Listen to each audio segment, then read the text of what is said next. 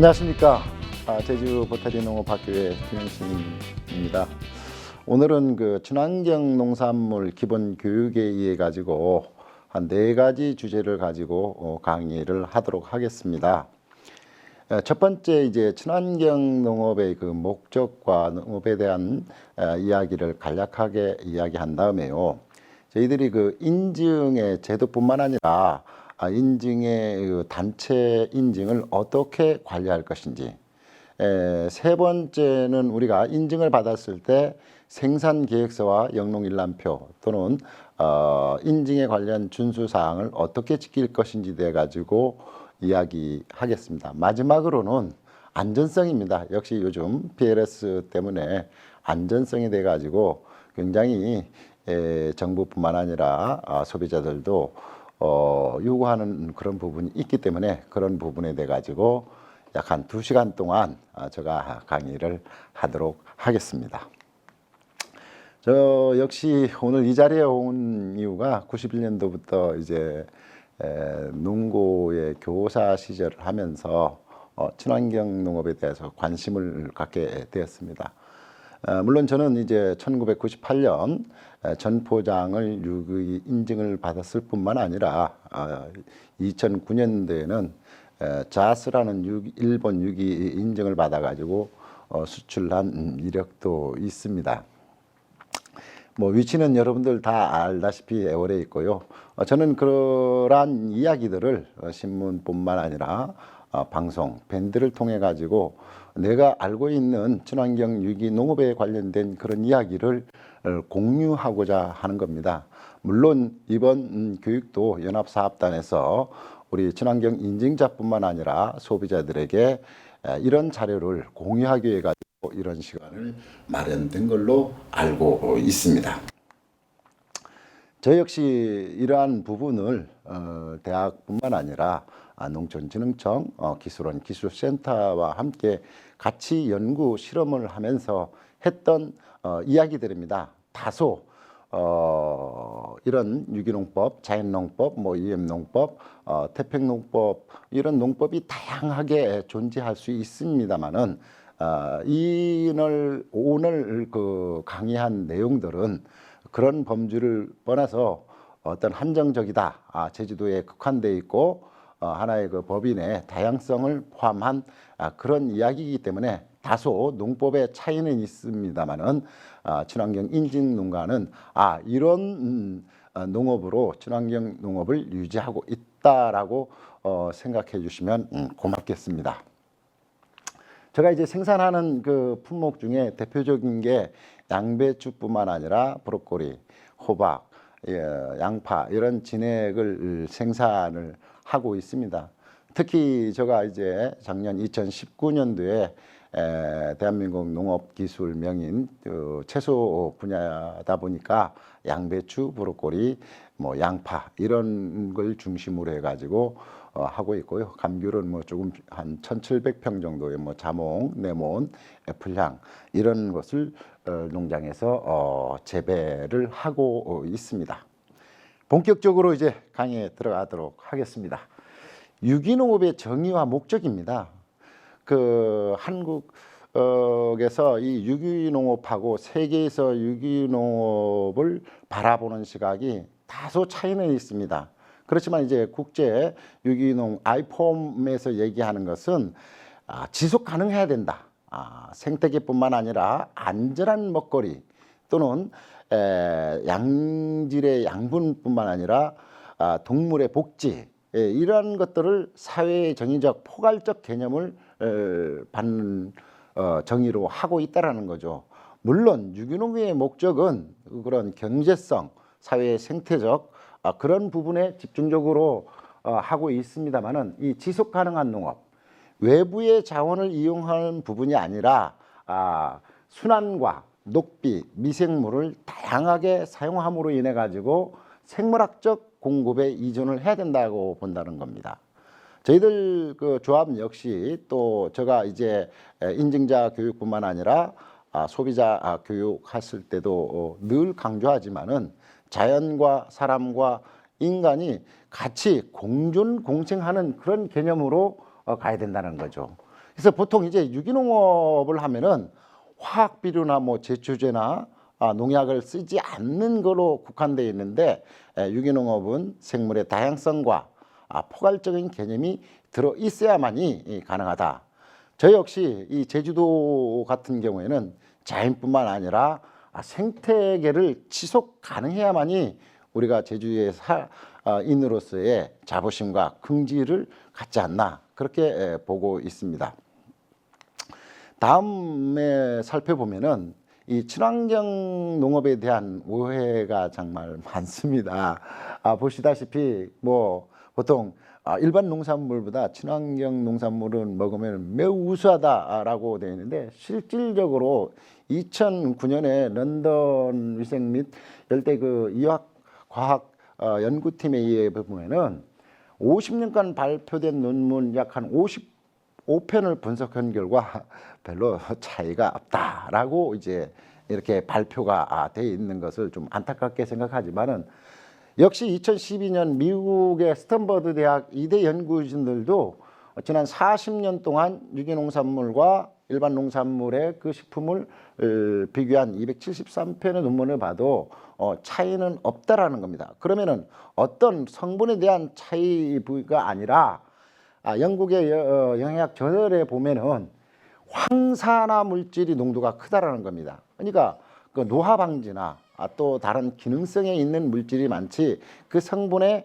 미량 요소나 어떤 물질에 가지고 차이가 나진 않는다라고 본다는 거죠. 특히 미국 내 그 과학 저널지에 보면은 유기농 식품은 먹는 사람의 암에 걸릴 확률이 굉장히 낮다는 겁니다. 보면 보통 이제 25%인데 많은 경우에는 60% 정도도 낮을 수 있는 것. 그래서 우리는 일반 농산물하고 유기농산물의 차이점이 뭐냐 하게 된다고 단언하게 만든다면은 우에듯이 황산화 물질, 그러니까 산화가 잘 안 된다. 그러니까 노화가 다른 농산물에 비해 가지고 덜 되고, 암이나 그냥 기본적인 그런 부분에서 낮출 수 있는 것이지, 영양학적으로 뭐 유기농 농산물 먹으니까 좋다,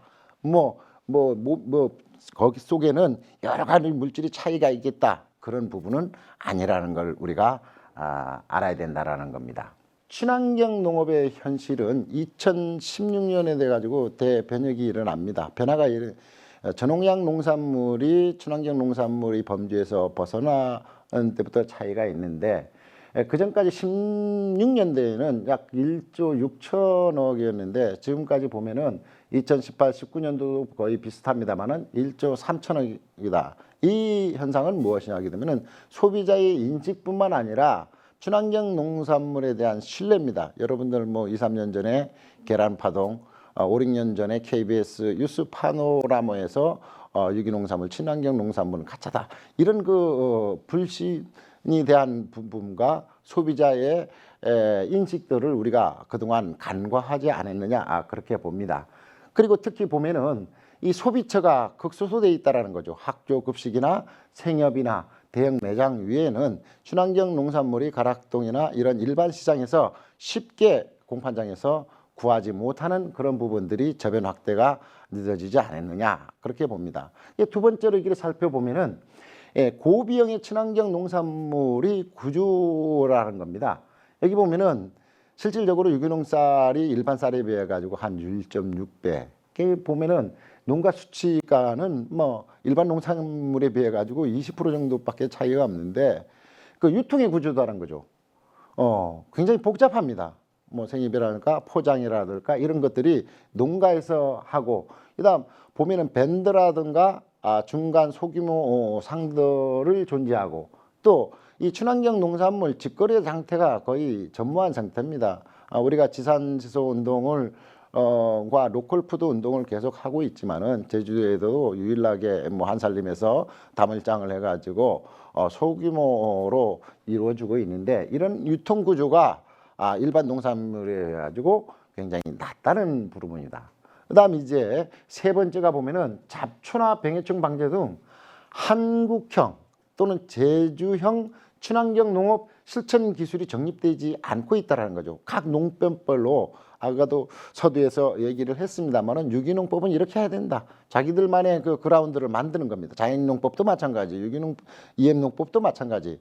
그러다 보니까 그 지역에 맞는 친환경 농산물의 기술을 창립을 제주도 농업기술원에서 하고 있지만은 아직도 그런 부분들이 미비하다라는 거죠. 그리고 이제 보면은 그 유기농업 자재의 병해충 방제 약을 보게 되면은 어떤 그 작물에 의한 방제법이 아니라 포괄적 개념으로 이제 하고 있다라는 거죠. 그렇기 때문에 유기농자재에 우리 친환경 농가들이 막대한 비용을 쓰고 있다. 또한 사실 그 중국이나 미국이나 유럽에 비해 가지고 1인당 경지 면적이 굉장히 작습니다. 그러다 보니까 옆밭에는 관행으로 하고 우리는 친환경을 하다 보면 비산과 바람이나 집중호우에서 문제가 생겨서 자꾸 친환경 농산물을 인증을 받고도 취소하는 사례가 있습니다. 네 번째로 보게 되면은 유기농업 자재 상들이 너무 많아요. 회사도 많고 보면은 그런 것들이 보면은 효과도 검증이 안 되면은 안 돼 있는데 이 약을 쓰면은 모든 것이 다 치료되는 것처럼 돼 있다라는 것이죠. 실질적으로 농촌진흥청에 고시된 제품이 약 한 1638개에서 한 5개 정도밖에 안 됩니다. 2019년 현재를 보면은. 근데 우리가 실질적으로 농가에서 쓸 수 있는 병해충 작부 제품은 58개 정도밖에 안 된다는 거죠. 이렇게 유기농업 자재에 대해 가지고 우리 농가들이 확실하게 알 수 있지 않으면은 어렵다라는 겁니다. 다섯 번째 보면은 생산 과정보다는 생산물 중심의 인증 관리 체계다. 이 말이 뭐냐 하게 되면은 사후의 약방문이다라는 거죠. 토양 분석하는 그런 시스템을 내 가지고 컨설팅을 해주고 양분이 들어가는 그런 투입을 시스템을 점검을 해 가지고 분석을 해주는 것이 아니라 잔류농약 분석으로 모든 게 돼버렸다라는 겁니다. 뭐 GMO 종자야 당연히 우리 친환경 농가에서는 사용하지 않지만은 사전 또는 과정 중심이 아니라 사후에 생산물이 나오고 난 다음에 이런 잔류농약 농약 분석 하나만으로 인증을 주고 인증을 취소하고 그런 시스템이 우리나라는 아직도 이어지고 있다는 것이 굉장히 문제가 아닌가라고 저 개인적으로도 생각을 합니다.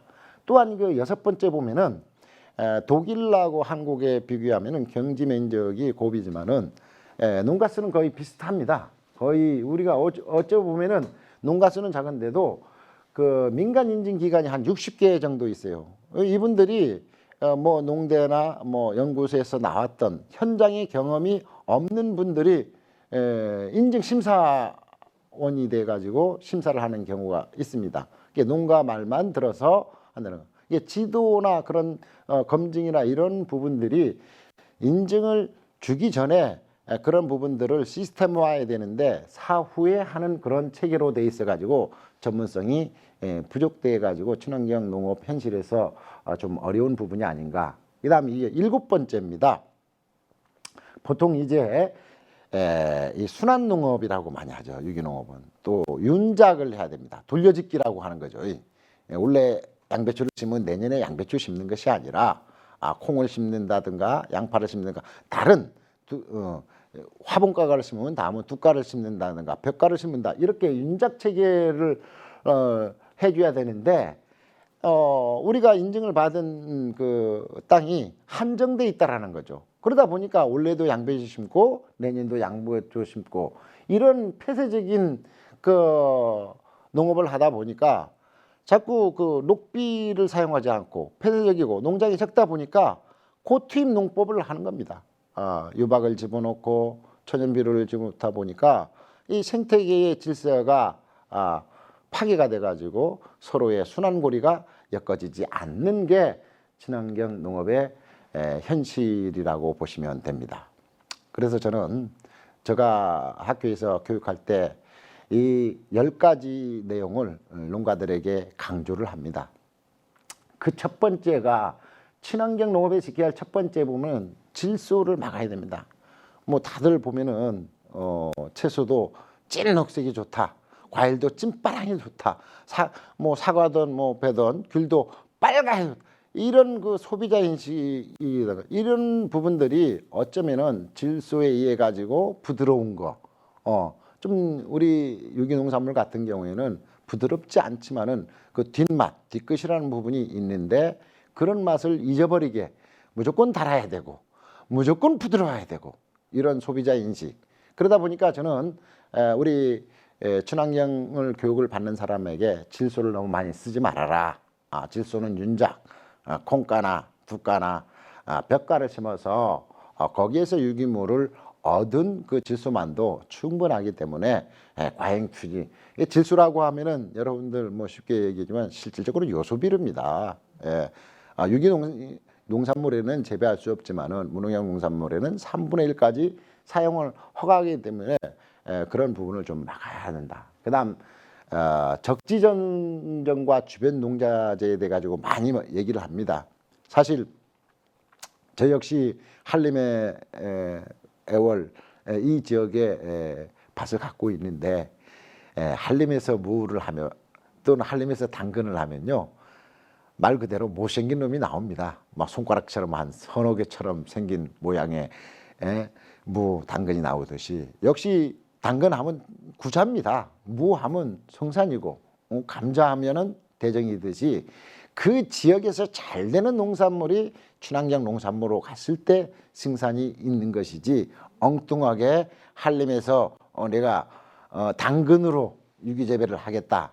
그런다 보면은 소비자에게 외면을 받을 수 있다라는 거다.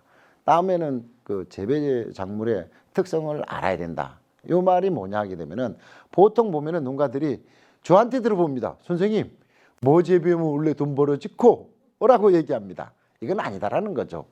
그 작물을 알고 내가 좋아하는 그런 작물을 그 지역에서 잘 되는 것, 내가 좋아하는 작물을 그 주변에서 파악을 한 다음에 재배를 해야지 그 작물의 특성도 모르고 선생님이 야 올해랑 양배추 심으라 해서 하는 것은 안 된다는 말입니다. 그 다음에는 품종입니다. 우리가 자꾸 품목만 따지는데 양배추, 브로콜리 품종도 제주도에 들어온 거 양배추도 한 120까지 됩니다. 브로콜리도 한 180까지가 되고 품종이 다양하다라는 거죠. 그러니까 그 지역에서 잘 되는 그 품종이 있다라는 겁니다. 그런 부분에 내병성이 강한 품종을 선택을 해야 된다는 거다. 그 다음 전작과 후작을 고려해야 됩니다. 전작을 한 다음에 내번 이번 농사하면은 같이 내년도 올해도 양배추 심으면 내년도 양배추 심는 게 아니라 내년에는 무엇을 심을지까지도 고려를 해야 된다는. 그 다음에는 역시 제주도는 물입니다. 삼다수라는 아주 유명한 물이 있듯이 물 사정이 좋아야 됩니다. 아무리 훌륭한 땅이 있더라고 좋은 땅이 있더라도 그 농작물을 재배하는 용수가 부적합하면은 농사를 짓는데 어렵다라는 겁니다. 그 다음에는 저는 이것 때문에 뭐 센터나 기술원하고 자꾸 충돌을 일으킵니다. 일반 농사보다는 먼저 하라 예방 치료의 목적이 아니고 친환경 농업은 예방적 농업이다라고 많이 합니다. 그러니까 보로도액 같은 것도 보면은 일반 농가에서는 4월 말에서 5월 초부터 시작하는데 저는 이제 3월 달부터 뿌리라고 이렇게 교육을 합니다. 그러면은 이제 일반 농사 짓는 분들하고 굉장히 차이가 거의 한 달 이상 차이 나기 때문에 엉뚱한 말 한다고 해가지고 혼난 적도 있는데 역시 친환경 유기농산물을 재배하는 데 있어서는 미리 하라. 사전에 예방적 차원이지 치료의 목적이 아니다라는 겁니다. 그래서 일반 재배보다는 앞서서 병해충을 방제를 해야 이게 맞는 것이지 엉뚱하게 늦게 한다든가 일찍 한다든가 하게 되면은 병해충을 예방보다도 치료의 목적을 두기 때문에 투입 비용이 많기 때문에 생산 단가가 높아진다라는 겁니다. 친환경 농산물은요 자연도 보호하지만은 생태계를 보호하는 겁니다. 천적을 보호하는 거예요. 너도 살고 나도 살고 인간도 살고 자연도 사는 공존 공증 생의 원칙에 따라 가지고 재배하는 걸 기본 원칙으로 해야 됩니다. 나 혼자 사는 게 아니라 너도 살고 나도 사는. 그래서 요러한 부분을 해결해 주기 위해서는 역시 미생물입니다. 요즘 센터에서는 각 센터마다 바실러스도 주고 유산균도 주고 고초균도 줍니다. 광합성의 세균도 주고 그런 것들을 국가가 지원해 주는 그런 미생물을 최대한 활용을 해야 된다는 거죠. 꼭 비싼 돈 주고 미생물을 구입하는 것은 아닙니다. 그렇듯이 이 유용 미생물 한 가지 미생물만 쓰지 말고 다각적인 여러 가지 좋은 미생물을 다 넣으십시오. 막걸리 가지고 막걸리에도 효모균이 풍부하고 우유, 유산균, 락토바실 뭐 그런 것도 됩니다. 꼭 멀리서 찾아온 뭐 미국 미생물이다, 일본 미생물이다 해서 특별하게 그런 존재 가치가 있는 것이 아니고 그 지역의 농작물의 부산물뿐만 아니라 토착 미생물 또 센터에서 나눠주는 그런 미생물들을 활용하다 보면은 훨씬 더 우리가 농사를 짓는데 수월하게 할 수 있다는 것을 기본 원칙으로 하면서 현장 이야기 두 번째 챕터를 넘어가도록 하겠습니다. 대부분 농가들은 보면요, 이 흙의 성질을 설명을 해주면은 거의 조입니다. 조라. 잘 몰라요. 근데 엄연히 여기에도 땅에도 여자가 있고 남자가 있듯이 우리 세상 인간에도 여자가 있고 남자가 있듯이 땅에도 플러스도 있고 마이너스도 있어요. 남성 이온이 있고 여성 이온이 있다라는 겁니다. 잘 드셔야 됩니다. 이 남성 이온은 보통 우리가 하는 행위를만 비료를 뿌려주는 그런 역할을 하는 거예요. 딱 보면은 요소 비료, 칼리, 석회, 뭐 구리, 철, 아연, 망간 이건 인위적으로 우리가 투입해 주는 거예요. 그러니까 우리가 농사를 지을 때 투입하지 않고서는 남성 이온은 구워낼 수가 없다는 거죠. 그렇지만 음이온은 토양 자체에 잔존하고 있는 겁니다. 내가 독가식물을 많이 재배를 해가지고 초생재를 해가지고 노타리를 쳐가지고 농사를 짓나 음이온, 여성이온에 붙어있는 질산테틸수뿐만 아니라 거기에 있는 황, 붕소, 염소, 몰리브덴 유기물들이 다양히 함유하기 때문에 토양의 물리성을 개선한다는 거죠. 예, 여러분들이 자꾸 이제 저한테 질문하는 게 뭐냐면 어떤 비료를 쓸 것인지를 많이 물어보는데 그 부분이 아니라 어떤 퇴비를 쓸 것인지를 들어봐야 된다는 거죠. 왜? 이 여성의원이 늘 땅에 존재하기 때문에 그래서 땅을 살리지 않고서는 굉장히 어렵다라는 겁니다. 그리고 이제 비료의 이야기 중에서 최소한 우리는 이제는 5가지 일반 농가들도 하고 있습니다. 질소, 인산, 가리 이렇게 얘기하면 잘 몰라요. 그런데 21-11-11이면 딱 알아요. 복합 비료면 다 알아요. 그런데 그거를 따서 질소, 인산, 가리라고 하면 모른다는 거죠. 일반 농업에서는 복합 비료가 정말 최고입니다. 장땡입니다. 그렇지만 우리 친환경 농가에서는 3분의 1 정도밖에는 쓸 수가 없다 이 말입니다. 그러기 위해서는 뭐 석회, 칼슘을 집어넣어야 되고 그다음 유기질 퇴비를 집어넣어야 되는 이게 기본이다라는 거죠.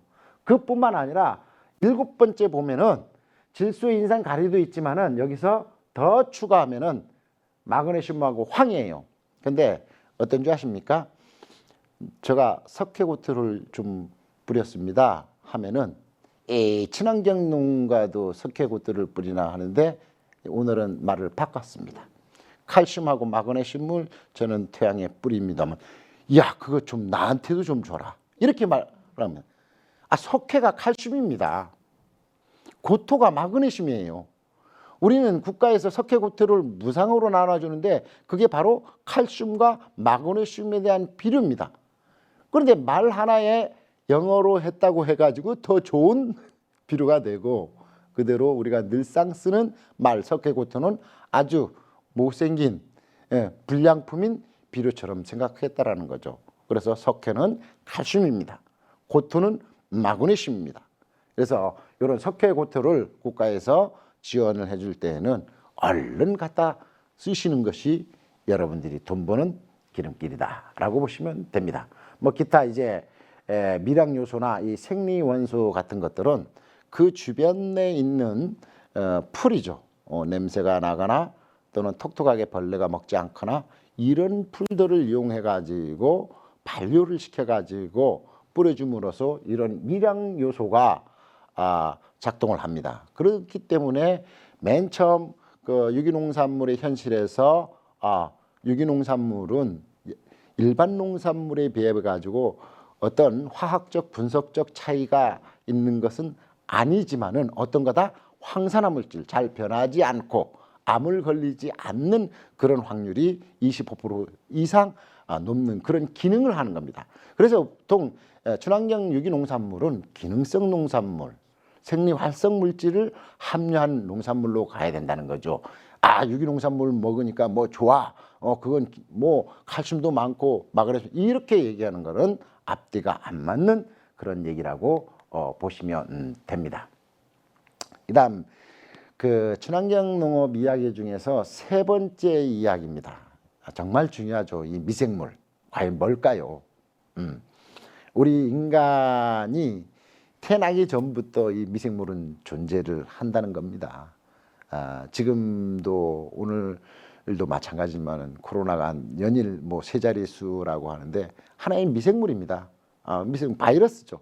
미생물에 의한 그 바이러스인데 그 바이러스의 통제의 기능이 어떤 역할을 해주냐 하게 되면 크게 이렇게 6가지로 나눕니다. 첫 번째가 항생물질을 함유하고 있다는 거죠. 뭐 페니실리든 누룩의 곰팡이든 이런 푸른 곰팡이든 우리 인간에게 유익할 수 있는 균으로 발생한다는 거죠. 이게 항생이라는 부분이 뭐냐? 변하지 않는다는 겁니다. 방어력이 생긴다는 거죠. 두 번째가 기생입니다.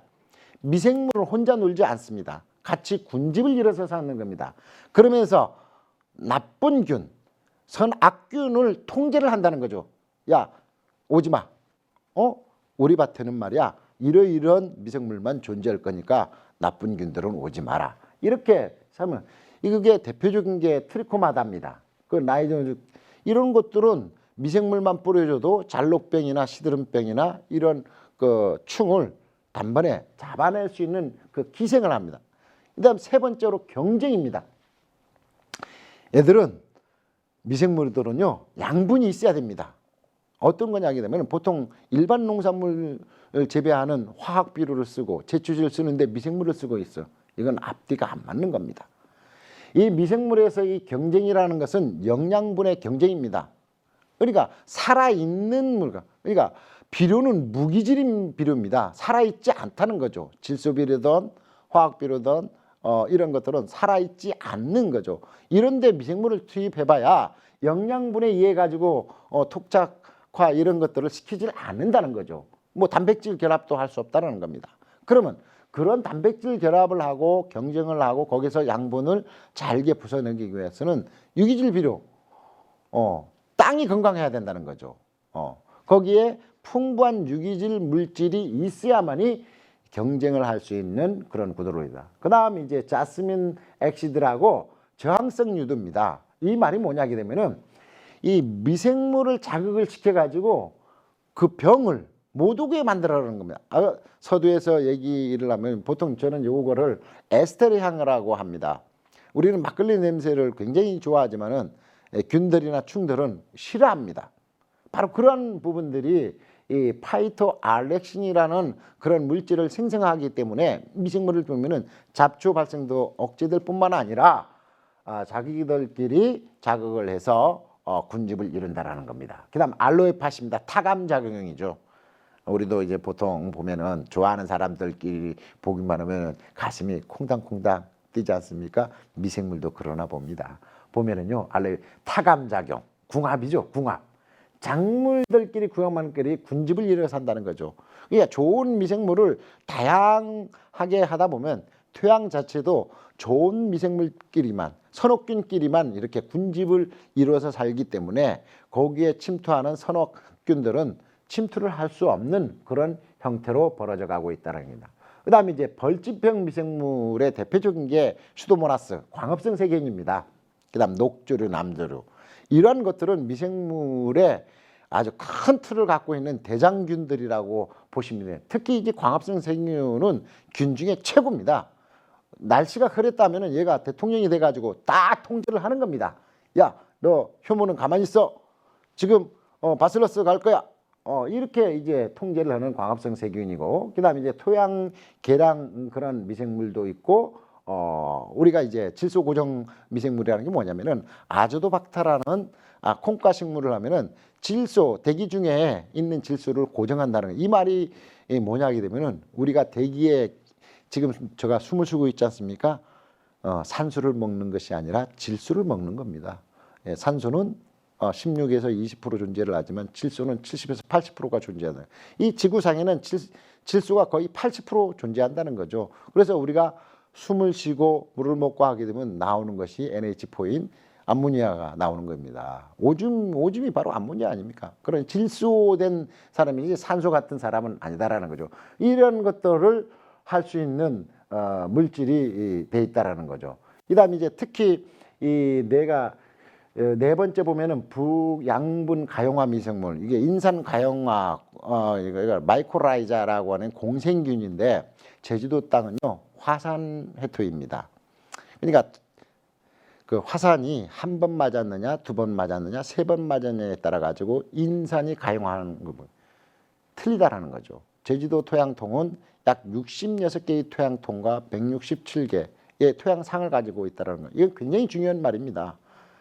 토양상이 틀리다라는 것은 김씨, 씨, 최씨가 있듯이 그 자기만의 특징적인 그런 성질을 갖고 있다라는 거죠.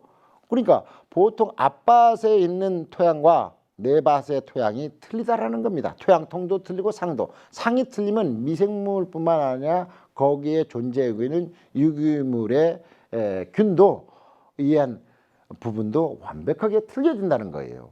특히 제주도 같은 경우는 인산이 불용화되어 있습니다. 그러니까 복합비료를 쓰면은 대부분의 토양 분석을 하다 보면은 인산이 뭐 700, 800 이렇게 정도 ppm이 나옵니다. 이 말은 뭐냐? 인산이 불용화되고 있다라는 겁니다. 쓰고 있는데 그만큼 우리 제주도에서 농사를 지으려면은 인산을 잘 컨트롤할 수 있는 균들을 많이 사용을 해야 된다. 또 인산을 적게 써야 된다. 반대로 얘기하면은 지금 한라산 중턱에 있는 땅 목초지에는 인산이 거의 없습니다. 뭐 5에서 10 정도밖에 안 됩니다. 그런데 이제 감자를 심거나 무를 심으면은 안 됩니다. 될 수가 없어요. 예. 그렇기 때문에 복합비료를 쓰면 정말 잘 됩니다. 왜? 인산이 그대로 토양에 남아 있기 때문에. 그래서 한동안 제주도에는 무나 감자가 우리 목장지에 많이 재배돼 가지고 돈을 많이 번 사람도 있지만은 결국은 도에서가 목초지에는 감자나 무를 재배해서는 목장지에는 안 된다라는 그런 조례를 만들었는데 아주 탁월한 선택이라고 저는 생각을 합니다. 또한 이 미생물은요 토양뿐만 아니라 물도 정화하는 그런 기능을 갖고 있습니다. 여기서 보면은 뭐 잔류농약, 중금속 이런 폐변일들 이런 것들을 분해할 뿐만 아니라 역시 미생물은요 항산화 물질입니다. 늙지 않게 한다, 변하지 않게 한다, 썩지 않게 하는 게 장점이라고 보시면 됩니다. 여기와 같이 내가 왜 이 미생물에 대해 가지고 굉장히 많이 얘기를 하냐면은 역시 친환경 유기농산물은 미생물을 사용하지 않고서는 이게 자꾸 미생물 하니까 여러분들이 혼동될지 모르면 액비를 사용하지 않고서는 어렵다라는 겁니다. 그러니까 기비만으로는 어렵다라는 거죠. 토양에 뿌리는 비료나 유기질, 퇴비만 가지고 작물을 온전하게 키울 수가 없다라는 겁니다. 그러면 차선책이 무엇이냐? 우리가 실질적으로 이런 그 미생물을 가지고 해야 되는데 이때 반류를 해야 됩니다. 반류. 반류를 해야 하는데 첫 번째 반류의 개념이 뭐냐면은 뿌리는 것이 향기로워야 됩니다. 냄새, 거시기한 냄새 나면 안 됩니다. 우리가 이제 김치나 요구르트나 치즈를 보세요. 먹고 싶다라는 감이 느끼지 않습니까? 근데 조그만 우리가 부패가 되면은 그게 바로 독성이 발생뿐 아니라 내도 싫지만은 작물도 싫어한다는 겁니다. 그래서 우리가 토양을 관리할 때 내가 미숙된 탭이 있으면은 한두 달 더 먼저 숙성을 시키고 난 다음에 토양에 뿌려야지. 그렇지 않고 괜찮을 거라고 하면은 토양에 우점하고 있는 균이 선옥균이 아니라 선악균이 먼저 덤벼들기 때문에 환경 오염의 주범이 된다는 거죠. 그래서 반드시 퇴비는 반류를 시켜야 되고 숙성을 시켜야 된다라는 얘기를 해드립니다. 그래서 이런 것들은 미생물로 하라 이 말입니다. 센터에서 나눠주는 그런 미생물을 위에다가 뿌려주면은 토양 개량뿐만 아니라 역시 병해충도 감소되고 수확량도 일반에 못지 않게끔 증가하는 현상을 저는 누누이 봤습니다. 그렇기 때문에 여러분들도 앞으로는 퇴비를 미리 퇴비만큼은 유기질 퇴비만큼은 미리 사서 두세 달 숙성을 시킨 다음에 토양에 뿌려줘야지. 그렇지 않으면은 환경 오염의 주범이 된다. 냄새 나는 퇴비는 주범이다라고 생각을 하셔야 됩니다. 저 역시 이 발효 퇴비나 이런 부산물 퇴비를 뿌리고 바로 농사 짓지 않습니다. 최하 15일 전, 20일 전에 토양에 다 포장해 싹 뿌리고 노타리 치고 기다립니다. 한 20일에서 15일 이상 기다린 다음에 거기다가 정식하지 뿌리면서 하는 농업은 아닙니다. 일반 농업은 됩니다. 무기질 비료이기 때문에 어떤 미생물에 의해서 작물이 변동되거나 그렇지 않기 때문에 복합비료를 쫙 뿌려서 오늘 수확한 다음에 뿌려서 심으면 되는데 우리 친환경 유기농산물은 그렇게 재배하는 거 아닙니다. 사전에 최하 15일 전, 20일 전에 모든 비료와 부산물 퇴비를 하고 정균 합성 토양으로 전환한 다음에 거기다 정식을 해야 된다라는 겁니다. 그래서 여기 보면은 마지막으로 이제 농작물의 환경 변화하는데 보통 우리 농가들은 2배만 뿌리려고 합니다. 2배만 뭐 옆면 살포만 하려고 그러는데 저는 교육할 때 이렇게 그 교육생들한테 얘기를 합니다. 2배 뿌리는 사람 1, 잎과 뿌리에 뿌린 사람 2, 뿌리에만 뿌린다. 누가 최고일까요? 하면은 잎과 뿌리라고 합니다. 똑같은 양을 뿌렸을 때. 저는 아니라고 합니다. 당연히 뿌리에 많이 뿌려줘야 됩니다. 땅에 많이 뿌려줘야 좋은 농산물, 병해충을 감소하면서 수확량을 증가할 수 있는 부분을 여러 차례 경험을 했습니다. 그래서 보통 이제 친환경 농업의 이 미생물의 기본적인 요소가 보통 마른 흙에 보면은 부식 함량, 유기물이 약 한 3% 정도, pH가 5.5에서 6, 석회는 200, 고토, 아까 고토가 마그네슘이죠. 가리, 이런 요인산이 100 이상이면은 아주 좋은 농산물을 만들 수 있는 기본적인 요소이다. 그래서 보통 요즘 이제 이 친환경 농가에서 이제 폐화석이나 갯껍질을 많이 이용하는데 아주 좋은 방법 중에 하나라 보시면 됩니다. 자, 다음 차트에서 그 인증자와 소비자를 인증에 관련된 이야기를 하도록 합니다. 이 인증이라는 것은 우리가 아니라 소비자가 원하는 겁니다. 어떤 식으로 농산물이 어디에서 왔는지, 누가 재배했는지, 어떻게 재배했는지 굉장히 궁금해야 합니다. 그리고 농부들은 그 농산물이 누구한테 전달되는지 그러한 것들을 법적인 테두리 안에서 하는 것이 바로 인증입니다.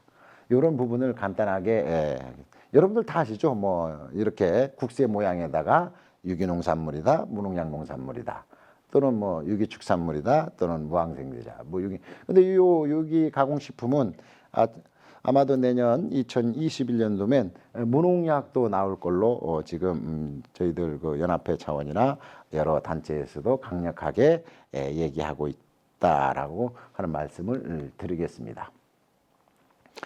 뭐 다 아는 얘기지만은 한 번쯤 여러분들 우리 이 방송을 보면서 한번 원래 인증은 3분의 2가 지나지 않아야 됩니다. 근데 대부분이 보면은 인증서를 받아들면은 확인을 안 해요. 품목이 많은 사람들은 언제 확인하느냐? 출하하는 날 보면 아이고 어쩌게 막 이렇게 합니다. 그래서 여러분들이 앞으로 농산물을 민간인증기관에서 받았을 때 딱 보면은 어떤 품목이 어떤 포장에 들어있는지를 확인을 하셔야 됩니다. 대부분 우리 조합원들도 그럽니다. 다 내일 출하할 건데 인증서 보냅서 해가지고 제가 체크리스트를 딱 보면은 감자가 없어. 근데 감자를 갖고 와가지고 팔아달라고 하면 저보고 어떻게 하라는 겁니까? 이거는 인증농산물이 아니라는 겁니다. 축산물도 마찬가지입니다. 축산물도 3분의 1을 지나지 말아야 된다. 그리고 이제 우리가 이제 올해부터 이제 적용을 하고 있죠. 친환경 인증 농가는 2년에 한 번씩 보수 교육을 반드시 받아야 된다.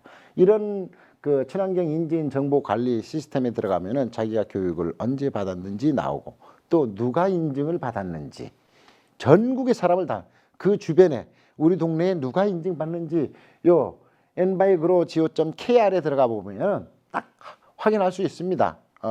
요즘은 뭐 생산자 실명지 그 공개 때문에 전화번호는 잘 안 나오지만은 지역명 주소까지 거의 요 envigo.go. 인증 정보 관리 시스템에 들어가 보면은 확인할 수 있습니다. 그래서 여러분들도 보수 교육을 받으면 반드시 한 번쯤 들어가서 내가 보수 교육을 받았는지 안 받았는지 확인을 하시기 바랍니다.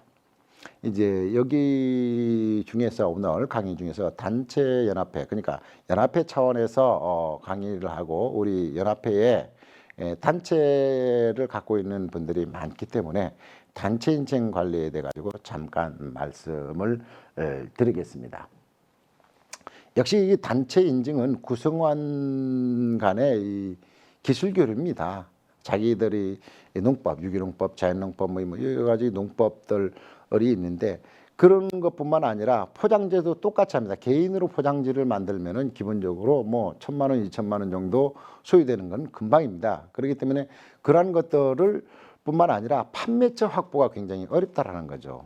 어디에 판매할 것인지. 그리고 인증 절차를 하는 데 있어서 굉장히 어렵습니다.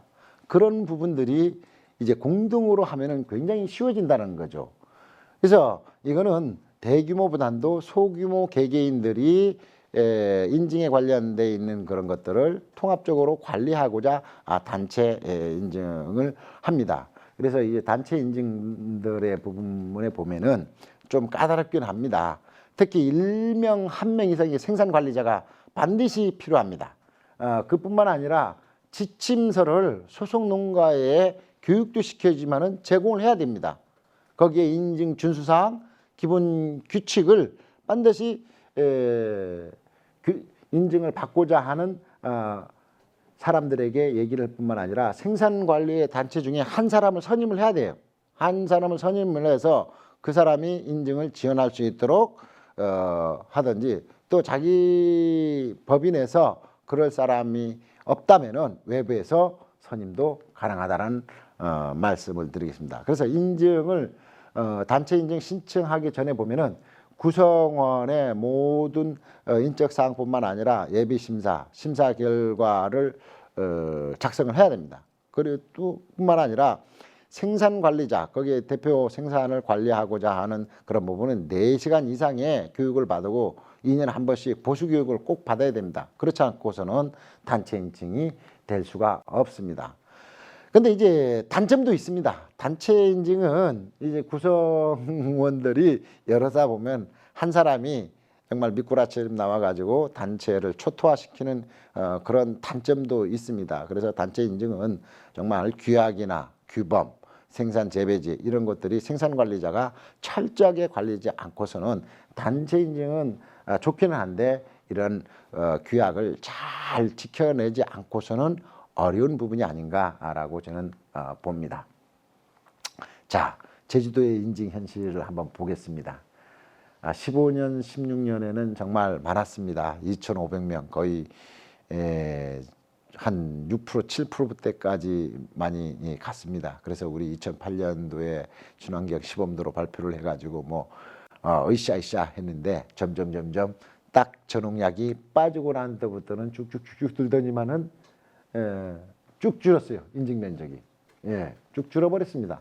오히려 증가하는 게 아니라 요거는 이제 아까도 얘기했지만은 전농약 농산물이 빠져가지고 경지전병 면적의 한 4%가 안 된다. 한 3.7%, 전국은 4.8%인데 이게 지금 도에서도 이제 5% 이상은 해야 되지 않겠느냐. 그렇게 하면 인증 농가 수도 보면은 16년에 정점으로 해가지고 1,139명인데 이게 좀 조금 늘긴 했습니다.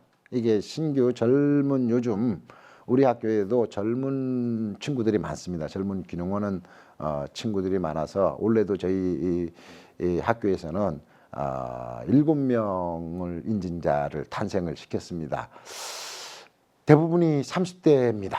그래서 좀 저는 이제 요즘 교육을 하면서 신나는 것도 바로 그런 부분들입니다. 우리 제주도의 친환경을 인증을 받고 있는 분들은 젊은 사람들이 계속해서 유입될 수 있도록 많이 도와줘야 된다. 그래야만이 이렇게 증가하고 있지 않느냐. 이게 지속적인 교육만이 가능하다라고 보면, 그렇지만 전국에 대비해 가지고는 아직도 5%가 넘지 않습니다. 전라도는 30%가 넘었다고 합니다.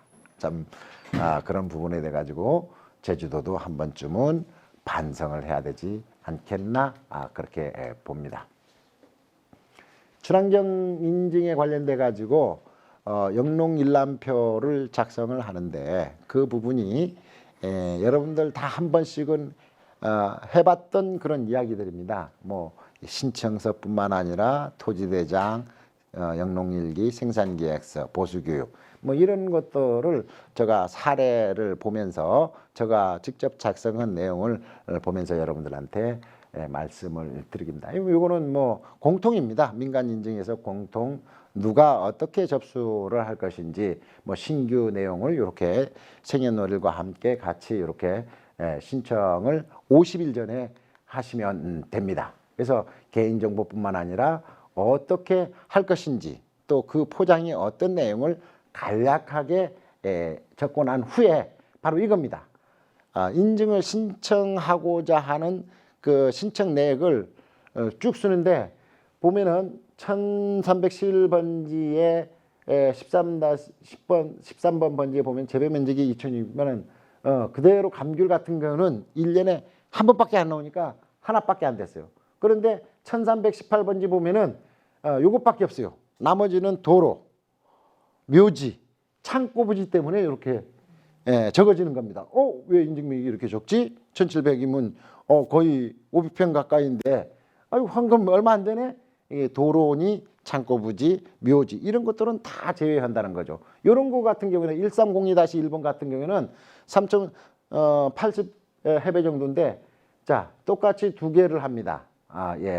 요런 레몬밭 안에 이런 비트를 심겠다라는 얘기입니다. 참기 한 다음에 양파를 하겠다. 뭐 이렇게 해가지고 두 개의 내용이 되어 있다라는 거죠. 세 개면 세 개를 집어넣고 두 개면 두 개, 이렇게 표시를 해줘야 됩니다. 작기를 얘기를 써줘야 된다라는 겁니다. 그 다음에는 이제 재배 작기에 돼 가지고 언제 할 것인지, 언제 정식을 해가지고 언제 수확해서 판매하는 것까지 자기가 품목이 10개면 10개 다 적어야 됩니다. 브로콜리 따로, 감자 따로, 무 따로, 곡류 따로, 이렇게 자기가 파종하는 날짜를 거의 파종일, 수확기간, 판매기간을 동시에 해줘야 된다라는 것을 말씀을 드립니다. 그리고 자기가 구입한 영농자재의 목록을 또 리스트를 만들어야 됩니다. 구매일은 언제 하고, 거기에 연락처는 무엇이고, 구매 박스는 얼마고, 지금 신전은 얼마, 창고, 이런 것들이 좀 잘 안 돼 있습니다. 보면은 일반하고 친환경 농업을 하는 분들이 가끔 있습니다. 일반도 하고. 그러면 농약하고 친환경 자재하고 같이 혼용돼서는 안 된다는 겁니다. 일반 농가에서는 막 제초제 같은 것도 있는데, 우리 친환경 농가에서 제초제병이 변했다 그러면 심사관들이 인증을 주지 않을 수도 있다는 거예요. 구분을 해서 해라. 그리고 어떤 품목에서 할 것인지 명명하게, 어떤 농약, 유가 원칙에 의해 가지고 언제쯤 쓸 것인지, 어느 장소에 보관할 것인지, 얼마만큼 쓸 것인지에 대해 가지고 쭉 리스트를 만들어서 계획서를 만들어 놔야 됩니다. 이건 계획서입니다. 보관하는 방법은 또 따로 얘기를 하겠습니다. 이거는 계획서지, 이걸 가지고 하는 부분이 아니라, 가령 예를 들어서 종자도, 가령 예를 들어서 종자를, 유기종자를 못했다, 구입을 못했다 그러면 반드시 센터나 기술원에 전화를 해서 그 종자가 유기종자가 있는지 없는지 여부를 확인해야 됩니다. 그때 전화한 일시와 누구하고 전화를 했는지 기록을, 영농일기에 기록을 하셔야 됩니다. 없다고 해가지고 무작위로 여러분들이 그대로 사용하면은 인증이 나오지 않을 수도 있다는 겁니다. 특히 곡류를 빼놓고 보면은 대부분의 양체류 같은 경우에는 아직까지도 대한민국에는 일반 종자가 많지 유기 종자가 없습니다. 토종자는 좀 있을지 모르지만 없기 때문에 누구하고 통화했는지 반드시 해야 됩니다. 물론 이제 토양 분석도 반드시 해야 됩니다. 그리고 토양 분석이 나왔는데 적정 범위에 떨어졌다 하면은 그거에 대한 사용 제시 방법도 얘기를 해줘야 되고, 종자도 어디에서 구입했는지, 또 일반 종자인지 유기종인지 아까도 얘기했지만은 이런 부분들이 좀 필요하다. 그다음 이제 친환경 농산물에서 병해충 관리 방법, 잡초는 어떻게 해야 될 것이, 뭐 오리로 할 것이냐, 수작업을 할 거냐, 화염 예초를 할 것이냐, 이런 것들도 적어줘야 된다라는 겁니다. 그다음 이제 어떻게 포장해서 나갈 것이냐, 어디에 또 나갈 것인가, 어디서 소포장. 이 소포장 이제는 취급자 인증도 따로 있습니다. 농가가 했을 때는 괜찮은데 우리 농가가 아니라 타 농가 거를 자기가 판매를 할 때는 반드시 소포장 인증을 받으셔야 됩니다. 자기 거 자기 물건을 소포장해서 나가는 거는 인증을 받을 필요가 없지만은, 특히 조합 같은 경우에, 단체 인증 같은 경우에는 생산 농가가 여러인 경우에는 반드시 소포장 인증을 받아야 된다. 그리고 상자는 얼마만큼 쓰는 것 역시 보고를 해야 된다라는 것을 명심해 주시기 바랍니다. 그다음 이제 뭐 인적사항 해가지고 작성해가지고 생산계약서는 이렇게 됩니다. 영농일기입니다. 근데 보면요, 영농일기를 잘 쓰는 사람하고 못 쓰는 사람 차이가 있습니다. 저는 영농일기는 친환경을 하면서 기본 중에 기본입니다. 이거를 잘 써야만이 농사를 잘 질 수 있습니다. 이거를 잘 써야만 상도 많이 받습니다. 이거를 잘 써야만 물건도 잘 팝니다. 그런데 대부분의 분들이 어떻게 하느냐, 비료살포함, 액비뿌림, 검질맴, 끝, 이렇게 돼 있다는 거예요. 이건 아니다라는 거죠. 그날의 분위기와 자기의 느끼는 감정, 작물의 상태를 일목요연하게, 저 역시 뭐 맞춤법도 틀립니다. 뭐 대학을 나오고 대학원을 다 나왔지만 맞춤법도 앞뒤도 안 보고, 우리는 문학 소년이 아니지 않습니까? 문학가가 아니에요. 우리가 받침이 틀리면 어떻습니까? 철자가 틀리면 좀 어떻습니까? 어법이 틀리면 어떻습니까? 상대방이 알아들을 만큼 정도만 쓰면 되는 겁니다. 예, 수기로도 되고, 컴퓨터로 이용해도 되고, 안 되면 손잡이로 가지고 야, 좀 내가 부를 테니까 좀 쳐달라, 이렇게 해도 되는 겁니다. 여러 가지 방법을 해야 되는데 영농일기만큼은 정말 여러 가지 방법을 이용해도 꼭 적어라. 왜? 1년에 한 번 영농일기가 근간이 되는 겁니다. 그리고 여러분들이 뭔 문제가 생겼을 때 영농일기가 여러분을 대신해주고 빠져나갈 수 있는 그런 것도 예견해 주는 겁니다. 그렇기 때문에 영농일기만큼은 정말 잘 적어주십사 합니다. 그래서 보면은 뭉뚱그려서 씁니다. 뭉뚱그려 가지고 이게 이 밭인지, 뭐 저기 보면 어떤 절메이 밭, 번지로 안 쓰고 대충 자기 아는 동네로 쓰긴 좋은데 되도록이면 필지별로 나눠서 하든지 품목별로 나눠서 일목요연하게 친환경 농산물의 일기를 적어야지, 그렇지 않고 대충 주는.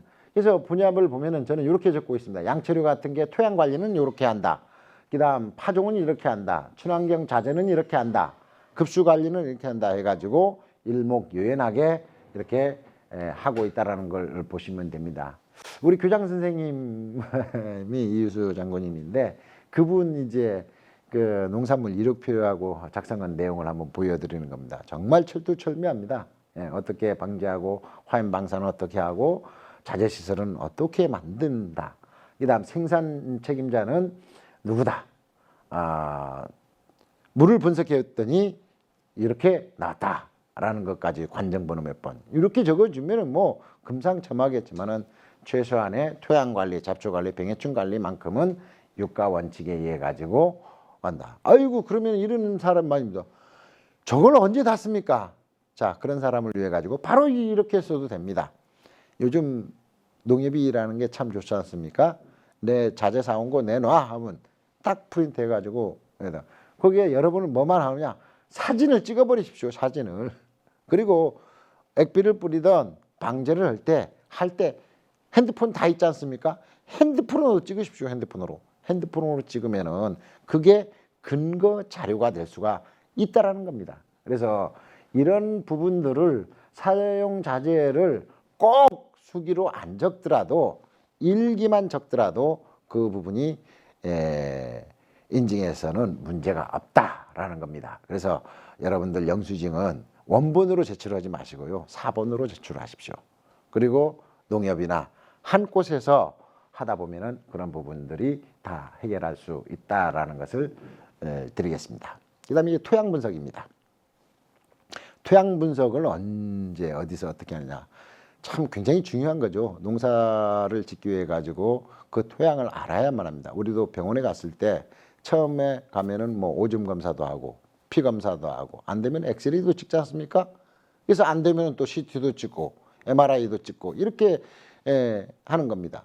이 땅이 어떤 상태인지 알지 못하고 거기서 영농 행위를 한다는 것은 장님이 물건 찾는 거나 마찬가지다라는 거죠. 그리고 이 토양 분석을 할 때 언제 하느냐? 비료나 퇴비를 뿌리기 전에 하는 겁니다. 그리고 한 곳에서 뜨는 게 아니라 최소한 4군데나 5군데에서 측정을 해요. 윗본을 살짝 5cm 정도 그어놓고 15cm에서 20cm 정도의 깊은 흙을 4군데나 5군데를 떠가지고 혼합해가지고 한 1.5에서 2kg 정도만 센터에 갖다 주면은요, 요즘은 칼라로 나옵니다. 칼라로 당신의 토양은 어떻게 된다, 이렇게 나옵니다. 이렇게 칼라로 쫙 나옵니다. 당신의 토양은 산도가 유기물이 얼마나 있습니다.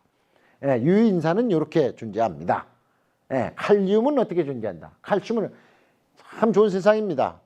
이런 데이터가 비축이 되면은 우리가 어떤 비료를 쓸 것인지 어떻게 할 것인지를 대충 농사에서 나올 수 있다라는 거죠.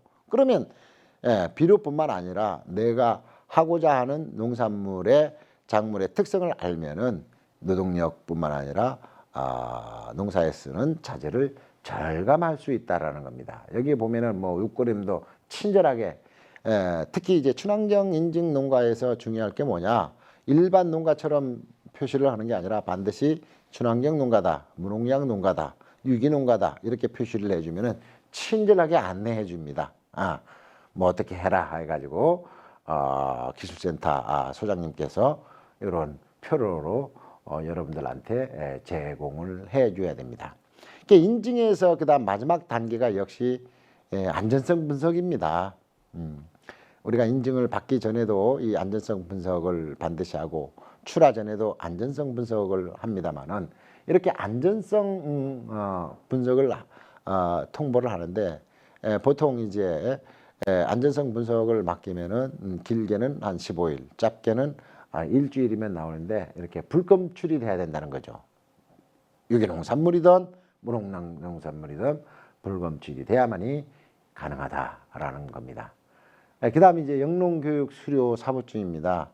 아까 그 엠바이오그로에 들어가 보면은 자기가 인증을 받았던 필지 내용도 나올 뿐만 아니라 이렇게 어떻게 교육을 받은 그 수료증도 나오고 있습니다. 그래서 2년에 한 번쯤은 여러분들이 교육받은 내용들이 잘 가물가물하면은 친환경 인증 정보 시스템에 들어가 보면은 확인할 수 있다. 그다음 이제 그 마지막으로 이제 농업 경영체 증명 사본입니다. 사본. 요거는 뭐냐 하게 되면은 임대차 계약서가 돼 있는 거나 자기 실질적으로 경작하고 있는 땅이 아니고서는 어렵다라는 거죠. 그래서 이제 경영체 중심으로 우리가 각종 보조 사업뿐만 아니라 인센티브, 직불제가 이 경영체 중심으로 이루어지고 있기 때문에 여러분들이 경영체하고 친환경 인증하고 있는 것들이 매치돼야 됩니다. 그래서 이것 때문에 제가 자꾸 도에다가 건의를 했습니다. 우리 제주도 같은 경우에는 임대차 계약식이 없는 친환경 인증 필지가 많기 때문에 그런 인증 필지도 우리가 유기농업 자재를 신청하는 데 있어서는 실질적으로 농사를 짓는 부분이기 때문에 그런 부분을 좀 허가를 좀 해달라 해가지고 올해부터는 아마도 11월 1일부터 12월 30일까지 내년도 유기농업 자재를 신청하게끔 돼 있는데 친환경 인증서로 가름했다는 것을 분명히 말씀을 드립니다. 만약에 경영체 등록된 필지만 해주려고 하면은 분명히 도에서 그런 얘기가 나왔다는 것을 간주해서 올해는 꼭 친환경 인증서를 가져가서 보조사업을 신청하시기 바랍니다.